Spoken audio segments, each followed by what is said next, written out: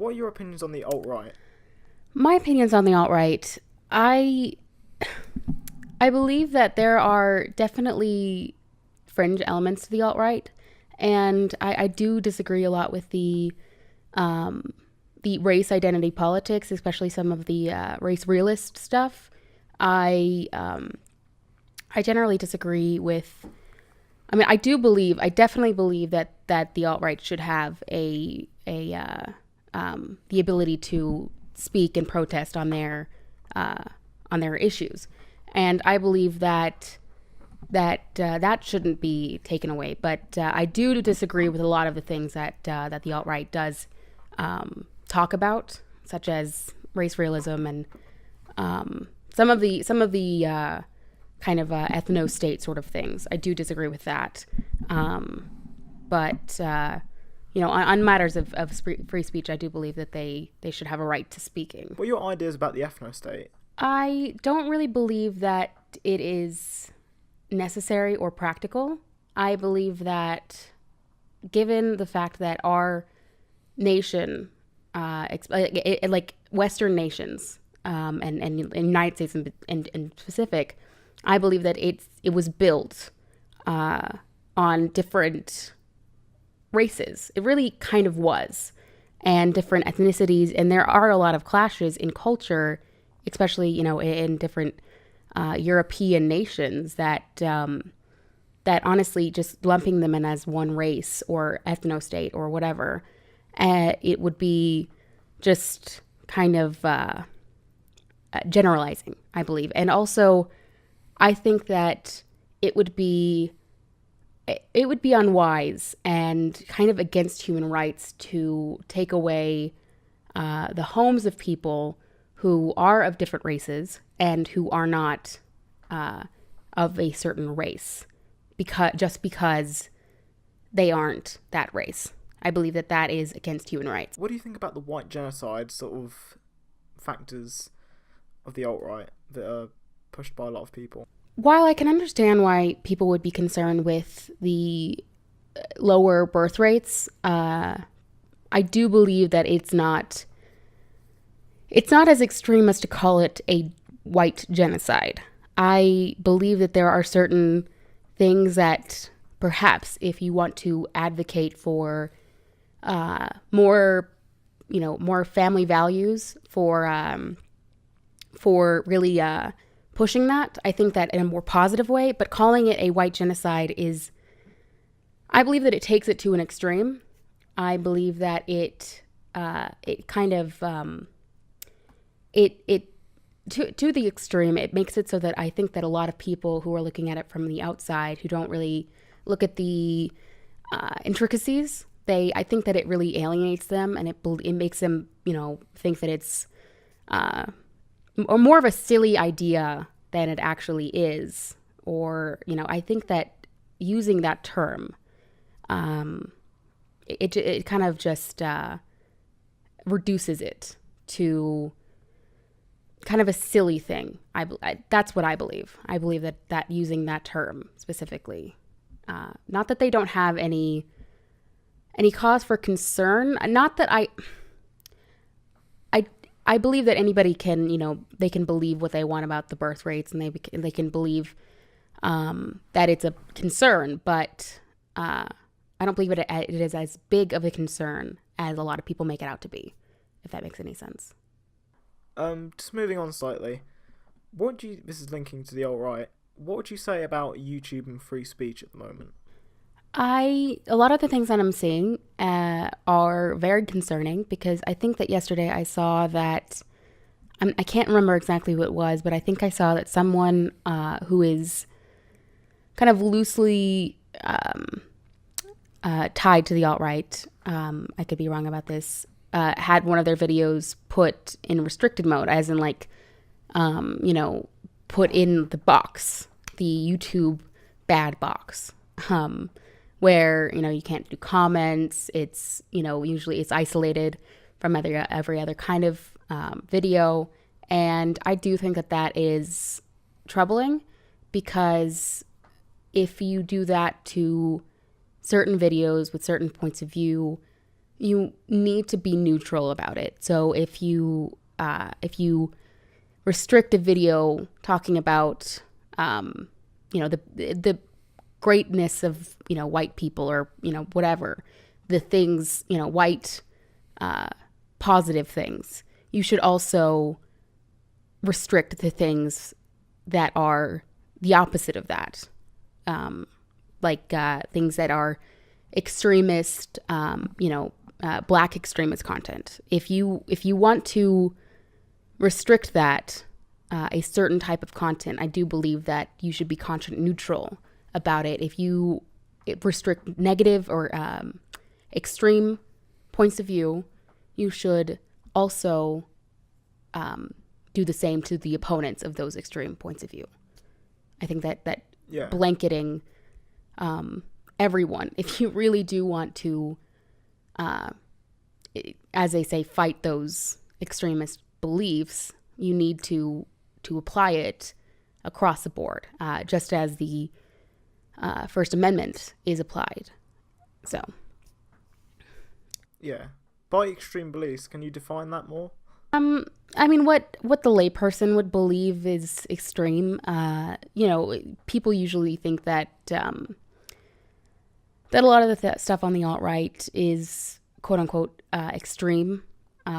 So that sort of stuff, the things that the average person, or at least the average person as YouTube believes, would find disagreeable, not like in an extreme view. I can't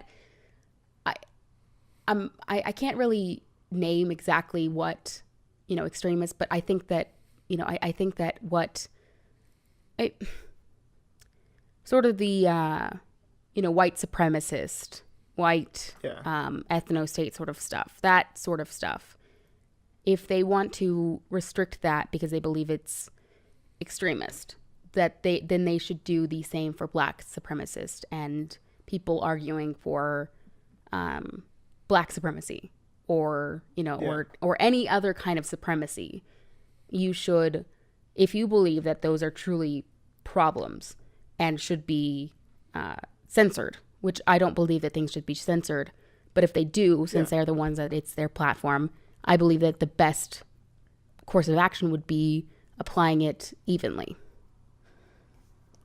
So. Yeah, I'd agree. So if you were suddenly appointed head of YouTube today, you wouldn't censor any videos, but you can see the point that I can see you're trying to, what I'm guessing of it is, if they're going to censor white supremacist content and white nationalist content, they need to censor black supremacy. Yes. And yeah, that's fair, but they shouldn't censor anything, really. The truth should be free, or what we deem as the truth might not be the truth. Although, I mean, be deemed the yes, truth.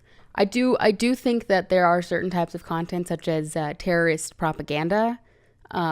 Those are kind of exceptions, and there are exceptions to the First Amendment and free speech that I do believe in wholeheartedly, but just censoring people's ideas, I don't believe that should be censored. No. So have you actually been affected by YouTube's purge of free speech then? I haven't been. None of my videos have been taken down. A lot of my videos have been put into that not suitable for most advertisers box, which I think is kind of it's a bit of a broken system, because I think a lot of my videos that have been put into that box really don't fit into that box, and some of the videos that haven't don't really fit into that box either. They some of them actually I would think would be restricted but aren't. So I haven't been affected per se, because I think that what a lot of people would think being affected would be you feel discouraged. I think that a lot of people think that soft censorship, that I think that's what YouTube is really doing, and I haven't been really affected by that, because I still want to make content when I can. But I have seen some of my videos be demonetized for community guideline strikes. not strikes, but for community guideline infractions, I suppose. But not anything too hard. Yeah, there's been some very extreme restrictions on people. I think Yes. even though I don't agree with him, Jared Taylor, I think he had a video. It was completely restricted, so you couldn't like it, share it. I think there was something else. You couldn't comment either. He pretty much had everything taken away from him. You could look at the video, and that's about it. Yeah, and the video, you could only look at the video. It was basically like putting it in unlisted mode, but it's still technically public because you can't, it won't be suggested. It won't be pushed in any way. So it's not getting any more traffic. So I think only links would really be the way that you could get it. It wouldn't be pushed to people in search results or anything. I think that's the YouTube bad box. You've been that bad that YouTube thinks that it's really worth censoring you, which I do disagree with, because I think that in a way that does justify a lot of the extremists. It makes them. I believe that it makes them more willing to go further with their beliefs. I think that it also gives them access to a victim narrative that I don't believe, I don't believe it should be used, but it gives them that access to that victim narrative that they can use then to say, we're being victimized by YouTube, we're being victimized by all of these websites and all of these corporations. Which can make people sympathize with their movement. And I do believe that the more extreme elements of the alt-right are that I don't want that. I do believe that people should not be encouraged by proxy to sympathize with extremist points of view just because they're censored or victims. If that makes any sense. It makes perfect sense, and I'm glad to see that we have people or groups like Prague University standing up, and I think this week we're actually planning on suing YouTube because they've stated that their videos are being censored, and it's time someone stood up. In their words, they said they're standing up to Goliath, which is a very reasonable point. Yeah. It gives them those victim points, which are very useful in today's day and age. In order to get people to move to your side, people love the underdog, and if YouTube and other websites keep letting them harness that underdog narrative, that can push more people towards that, and that will have the opposite effect that YouTube wants, I believe. Yeah, it is gonna backfire on them a lot. Yes, it is in the long run, because I won't get into this debate because it's a very lengthy debate, but it's similar to what Paul Joseph Watson says about conservatism being the new counterculture. If you're constantly being censored, people are going to see that and look into it and start agreeing with you. There's a sense of rebellion to it.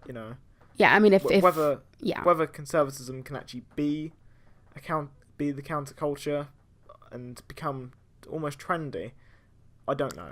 But yes, I think that, I mean, it's like a teenager. You look at something that, say your parent says you can't do, you're just like, no, watch me do it, and I think that's a lot of what is happening. I think that people see a lot of these people who are moral arbiters saying, you can't do this. This is bad. You can't believe this. And they just look at it and they're like, well, watch me do this. Watch me believe this. And it can really push people to believing in extremes that they wouldn't have otherwise believed in otherwise. Yeah, which I think is true in the bizarre case of the alt-right.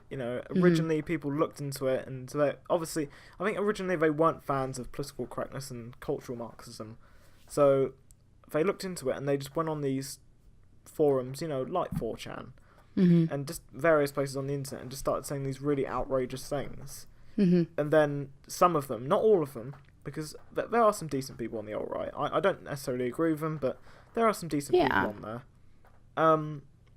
And they started saying these really outrageous things, and eventually they actually started to believe it. I'd say that's probably the explanation for all the fringe people. Yeah. Wrapping up my point, I think that when people go out to protest against something that's as fringe as, say, the KKK or white nationalism, I think that it's really the white nationalists who win, because they get publicity, they get it for free, and yes, sometimes it's negative, but it does put eyes on their content. So I think that, I'm just looking at this from, perspective of someone who actually, not me, but looking at it from the perspective of someone who, would want to really combat white nationalism, want it to go away completely. I would think that a person would want to keep it on the down low, which it would be. No one would have really cared. It would have been kind of, a victory in those circles. But other than that, it wouldn't have been much of a problem. But it ended up being a national story for a week because of that. So what are your opinions on alt-right SJWs? I believe that they are every bit as regressive and as, and to use a extreme word, pathetic, as normal SJWs. I believe that using the same tactics as SJWs, just doing it with a completely different ideology in mind, I believe that is just as ridiculous, just as stupid. And I don't believe that they should do it as, any more than I believe that SJWs should be able to censor people or should think that they should censor people. I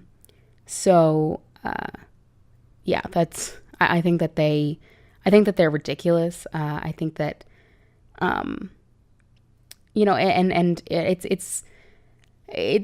a lot of people do think that the horseshoe theory is discredited. I think I see a lot of things about that, but I am definitely of the opinion that when it comes to those sorts of people, alt-right SJWs, they definitely are the horseshoe theory personified, because they are just as extreme, just as, they are just as censoring. They don't believe in free speech just as much as normal SJWs. It's just that they don't believe in communism. They believe in white nationalism. So I think that's I think that they're ridiculous mainly. Yeah, but I agree with the horseshoe theory. I can see, I think it's a good theory. It applies in most cases.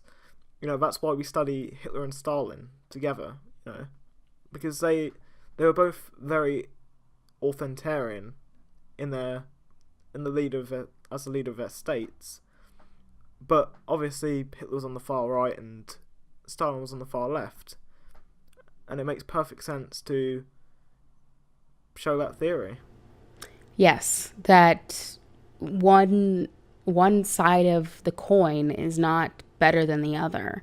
That just because it's a different ideology and you don't believe in the same things does not mean that it is any better than the other. Authoritarian is authoritarianism is authoritarianism. Just because it's Islam, or just because it's Stalin, or just because it is Adolf Hitler, and you believe that Hitler is a good guy. He really was a good guy. If you believe that, then it's still just as terrible as saying that a dictator in a Middle Eastern country, a religious theocracy, an authoritarian, based on religion, that's not Christianity, that's Islam, is, if you believe that, Adolf Hitler is okay, then you should, Adolf Hitler's brand of authoritarianism is okay, then I think that you should believe that every brand of authoritarianism has some sort of merit to it, because, might is power, or, so they would say. Yeah. Would you mind talking about the stage incident? At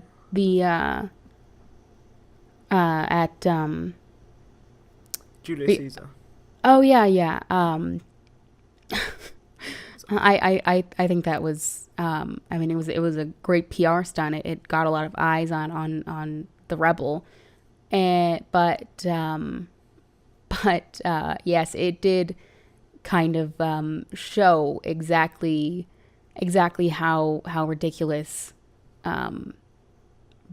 people on the right can be if they're employing the same tactics, because it looks just as stupid as say those people who were protesting Milo and splattered paint on themselves, or Trickly Puff. It looks just as stupid as those, because you're stopping a play, or you're stopping a speaker from speaking just because oh my gosh, it was a play with some creative choices put in there to make it look like Donald Trump was being assassinated. It's creative choices. It's not all it is just a bunch of people with probably more money than they can handle, and who think that they're oppressed still, just because Donald Trump is the president. And all it is just a bunch of creative people who do a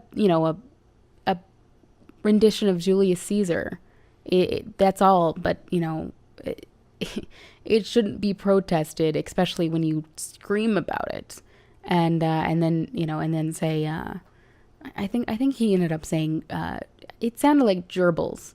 I think he was saying, you're all gerbils. That's what he said. Yeah. Gerbils. Would you describe yourself as Alt-Lite? No, I would describe myself as my political ideology is a very ever-shifting thing right now. Given the fact that I'm in my early 20s, which that does lend itself to me just kind of changing my ideology, sort of like I change clothes. But I try and keep pretty steady. I have a few core beliefs that I have and that I hold and that I don't really waver on. But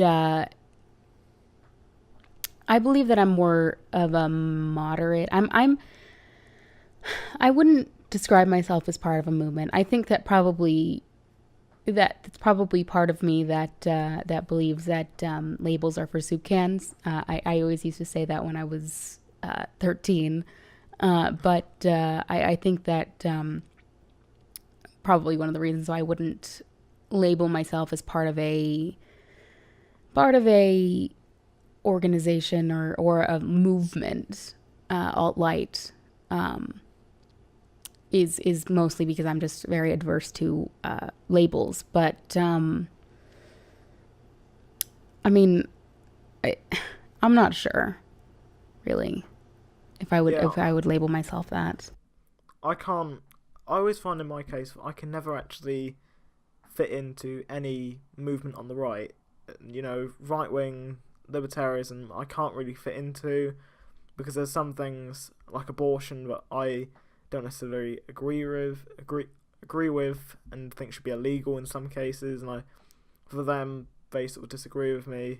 Conservatism, there's some things that I think you should be allowed to do that they might not think you should be allowed to do, and I can never really fit anywhere, to be honest. So I just say I'm right wing. That's the only thing I can really say. Yeah, usually when I take a political compass test, or political sorts of all of the different kinds of political ideology tests, things that there are out there, usually I land on the right wing. I'm pretty socially liberal, more so than a lot of people that are on the right. But I am very fiscally conservative, and I just always land on the right. Even if I'm answering things and I'm like, oh yeah, this one certainly is probably going to, label me as a liberal. It never does. Fish you. So just moving on, what are your stances on free speech on college campuses? Well, a lot of people that I know, they believe that absolutely everything should be allowed on college campuses. There shouldn't be any free speech zones. There shouldn't be anything of that sort. I am of the opinion that, I've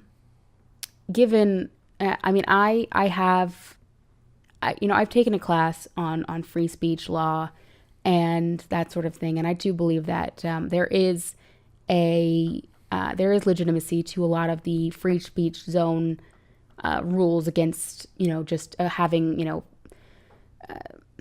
not the ability to speak your opinions all over campus, but having the ability to, hand out pamphlets throughout all of campus. There is actually a lot of water to that being not allowed, having a certain designated area, which a lot of the people that I know, even on my campus, they disagree with. They disagree that there should be designated areas. They think that it's they should have it all over campus. But I think that to harbor a real atmosphere of learning, you shouldn't have the Hispanic Student Union handing out pamphlets outside the engineering school.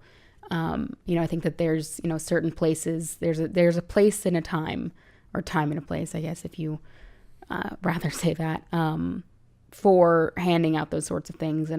But I do believe that in class, in classrooms, I'm of the opinion that my professor had, which is voice any concerns that you have in this class. If you disagree with me, absolutely voice it.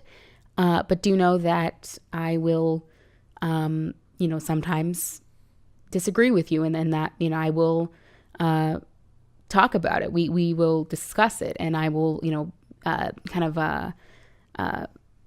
verbally spar with you, or I guess have a battle of ideas in a way. And he did that. There were certain times in class, and he's a very he's one of my favorite professors of all time, and his saying that he basically just repeated over and over again is the rights of the speaker trump the feelings of the listener.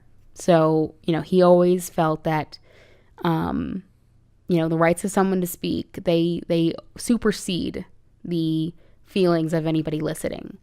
And he definitely taught that in his classroom. So I believe that, as long as it's not disruptive to actual learning, and it's part of, it's part of ideas, and discussing and debating different ideas, I believe that it should be able to be voiced on college campuses. And I believe that any speaker that an organization pays for and hosts should be welcomed, because if they paid for it, they are the ones who are paying into the school. Student organizations, they are made up of students, and students are the ones who pay for the school. So if a student organization pays for a speaker, I do believe that they should be able to host them. So so that is another thing that I definitely do believe should be part of campus free speech, welcoming the speakers that are invited and paid for by the student organizations, no matter their ideology. Because on my campus, actually, a few years ago, the college Republican group protested and tried to ban a speaker on the left side, on the left, from speaking. And I wasn't at the college at the time, but I did read about it, and I definitely disagreed with it because, because censorship is censorship. It doesn't matter if you're right wing or left, left wing. I think that your student organization should be able to host a speaker if you pay for it and go through the right channels to have that be done. So yeah, it's at the moment, free speech on college campuses tend to be, it's very, in most college campuses, tend to be very restrictive. You see UC Berkeley with Marlowe's Free Speech Week, they cancelled it, which I think they did anyway. Obviously you had the riots there, so it's not even just the lecturers, it's the students. They act as the professors' cronies, I guess you could argue. It's only certain college campuses that still allow free speech in some way, like the Oxford Union in the UK and Cambridge, They're still very respected establishments of free speech, which UC Berkeley used to be. They had JFK speak there. Yeah, it used to be. It was the beginning of this free speech movement in the 60s. I mean, it was where it began, and it is disappointing to see where it's what's been made of it, by those authoritarians who believe that their sensibilities and their feelings are more important than the basic human right to free speech. Yeah, it's a very unfortunate thing because personally I think your lecturers should never really teach you anything that's going to be biased. It should the only thing they should teach you is free speech, the value of free speech and tolerance for other beliefs. That is all. Nothing to do with patriotism, anything. Just that one core value. And you should be taught that even earlier, to be honest. You should be taught that in high school, let alone college. And yes. Actually, to go back to the professor that I was talking about, he actually, this one time in class, he showed, I came into class and I kind of was caught off guard because, on the screen, he, had a video pause and it was Alex Jones. He had Alex Jones on the screen and he actually showed a clip. I can't exactly remember the video, but it was a clip of Alex Jones, and afterwards, after the clip had ended, he said, "It doesn't matter if you disagree with this man. It doesn't matter how ridiculous his beliefs are. If you believe that these beliefs are ridiculous, he still has the right to say this. He still has the right to do this and to say his beliefs. It does not matter if you disagree with them." And he actually, there were certain times where he would, kind of get into a bit of it wasn't too big of a rant, but he would get into a bit of a rant about snowflakes. Because, he was a free speech, he was a researcher on different aspects of free speech law, and it was disappointing. It's been disappointing for him to see that sort of authoritarian stuff happening on college campuses. And he would always say that that the rights of the speaker trump the feelings of the listener, and that's non-negotiable. Pretty much, it was non-negotiable for him, and it's really the same for me. It actually that really gave me my passion for free speech and free speech law. And I think that is a very important thing to be taught on college campuses. It's a required class, I think, in my major. I'm a journalism major. In my college, that class is required because it teaches you, what your rights are. And he actually said, he's like, this is one of the most important things because, as soon as you get out there, you need to know what your rights are, what your rights are and what you can say. And, when you are in the right, you need to know when that is, so that no one can take that away from you, because that is a very important thing for people. That is a very important right. And you should know how to defend your beliefs. And that really kind of stuck with me. And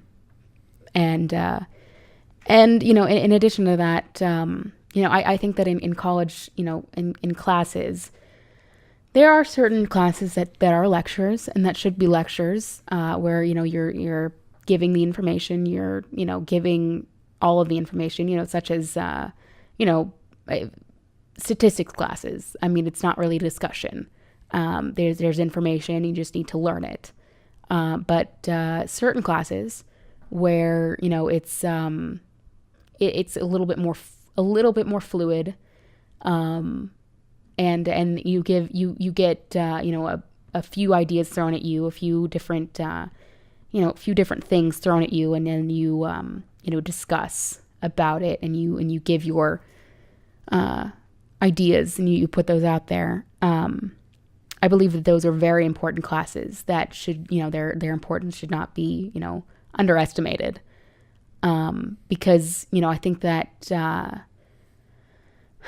that, regardless of, if you believe in, more leftist, more progressive politics, or if you believe, in more conservative stuff, I think that you should be able to discuss your beliefs. You should be able to defend them, and you should know exactly what to do.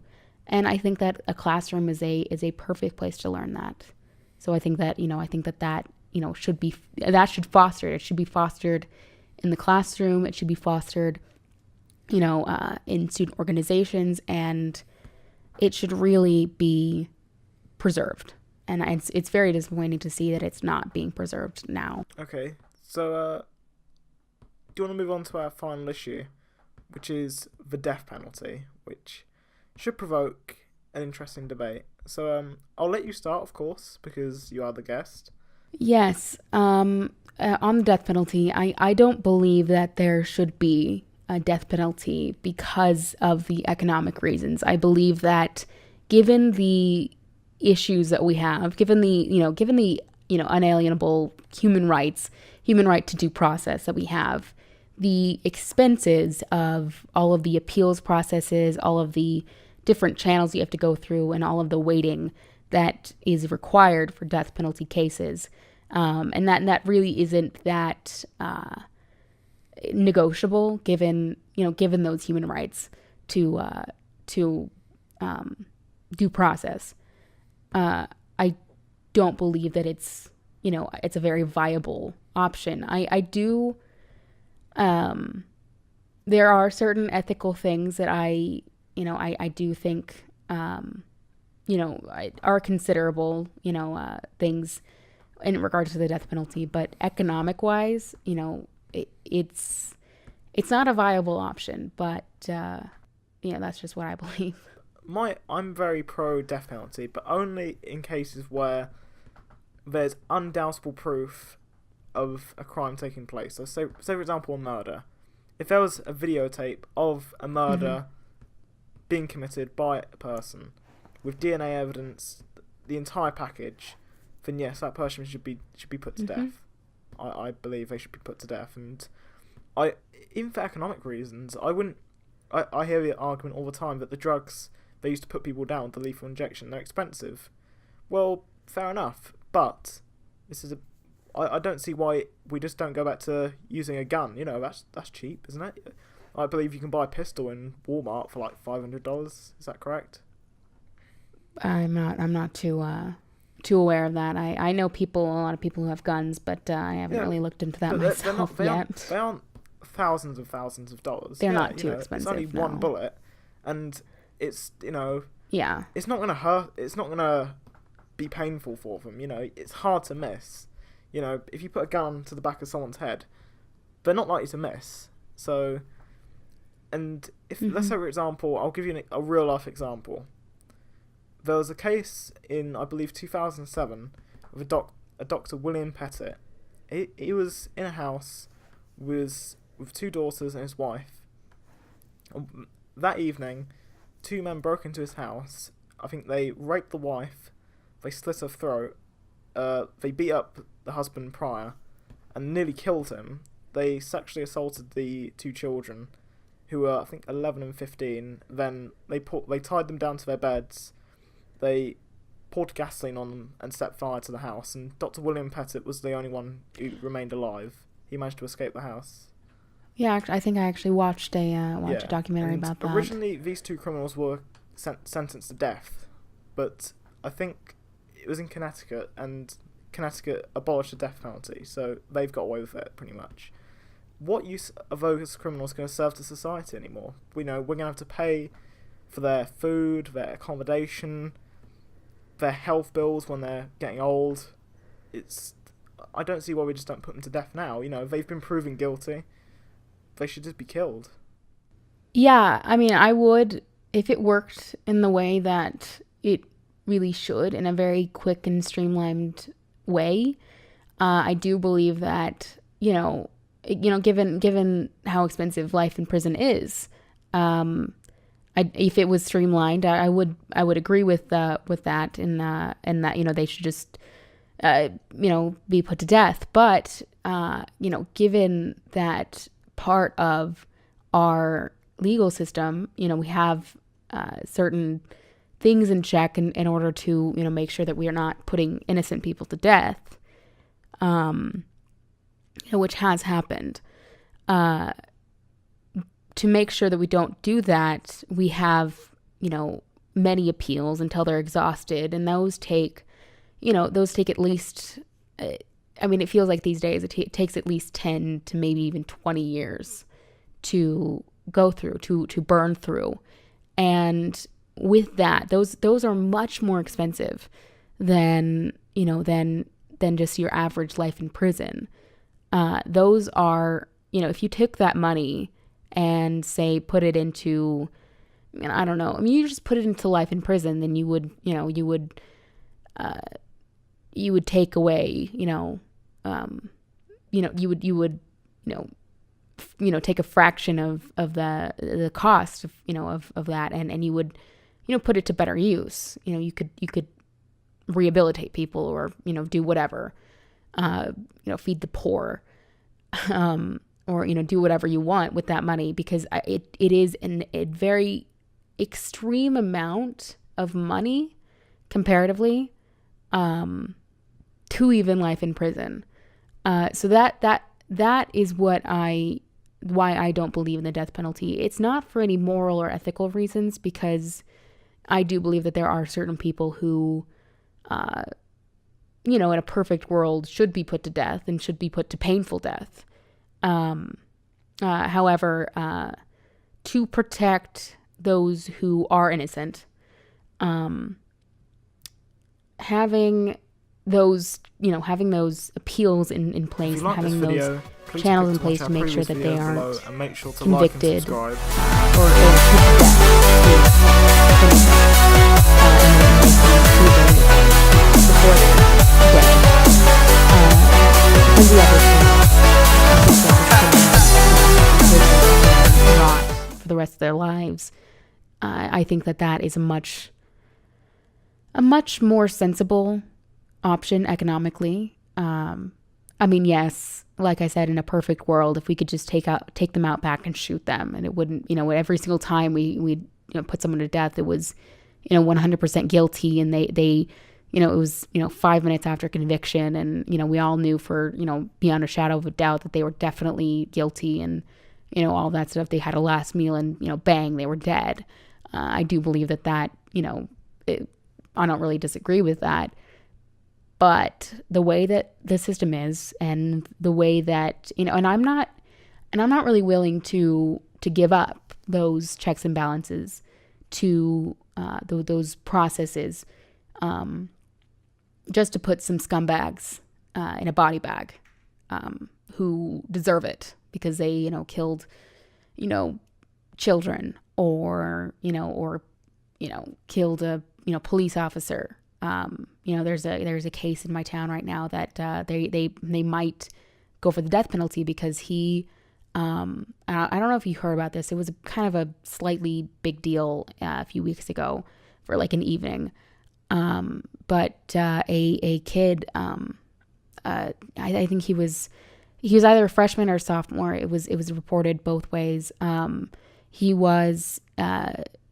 had a wellness check in his room. His mom had called to conduct a wellness check, and they found, because she was really concerned about him. She thought that he was suicidal, and she was very concerned about him.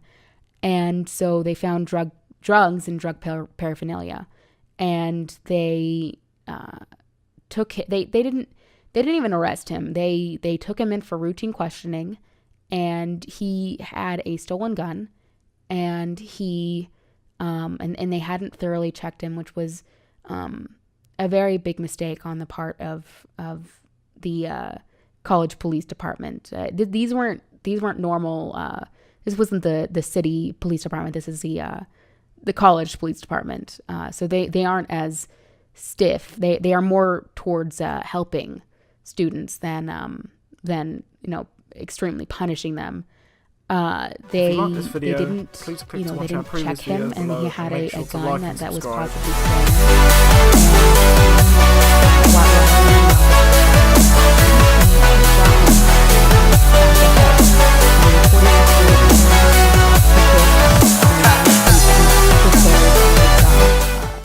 in that department, and he died.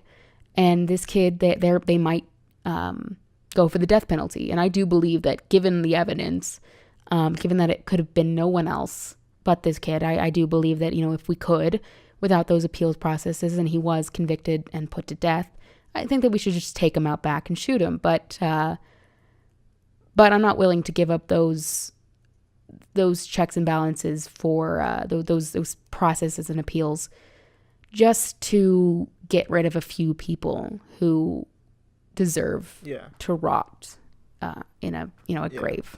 Well, I guess we'll agree to disagree. Yeah, maybe we'll carry this on sometime. Yeah. Right, so it's been great to have you on. It was a pleasure to host you. Can you tell us where we can find you? Yeah. Yes, I have a YouTube channel. Just search That Girl with an Opinion, and you'll find me.